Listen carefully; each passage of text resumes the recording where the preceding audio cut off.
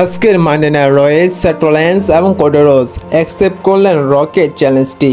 আপনারা গত স্ম্যাকডাউনে যেমনটা দেখেছিলেন যে রক তিনি পরিষ্কার বলে দিয়েছে যে তিনি কোডোরোসের চ্যালেঞ্জটি অ্যাকসেপ্ট করবে না এবং কোডোরোস এবং স্যাট্রোল্যান্সকে একটি ট্যাগ টিম ম্যাচের জন্য চ্যালেঞ্জ করে দেয়।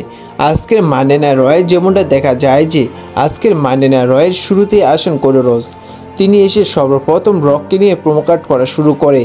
কোডোরোস নিয়ে বলেছে তিনি একটি রককে সিঙ্গেল ম্যাচের জন্য চ্যালেঞ্জ করেছিল, কিন্তু রক সেই ম্যাচটিকে ট্যাগ টিম ম্যাচে কনভার্ট করে দেয়। তবুও তিনি এবং স্যাট্রোল্যান্স সেই চ্যালেঞ্জটি অ্যাকসেপ্ট করছে এবং কোডোরোস বলে যে তিনি সামনের সপ্তাহে স্ম্যাকডাউনে যাবেন।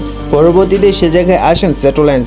তিনি এসে ব্লাড লাইনকে নিয়ে প্রোমো কাট করা শুরু করে। স্যাট্রোল্যান্স তিনি বলে যে তিনি 10 বছর আগে এই ব্লাড লাইনটিকে বানিয়েছিলেন, এখন সময় এসেছে সেই ব্লাড লাইনটিকে ধ্বংস করে দিতে এবং ডক্টর তাকে বলেছে যে তিনি বর্তমানে মেডিকেলিভাবে ক্লিয়ার হয়ে গিয়েছেন এবং তিনি বর্তমানে রেসেল করতে পারবেন, যার কারণে তিনি এবং কোডোরোস সামনের সপ্তাহে স্ম্যাকডাউনে যাবেন, গিয়ে ফেস টু ফেস হবেন রক এবং রোমান রেন্সে।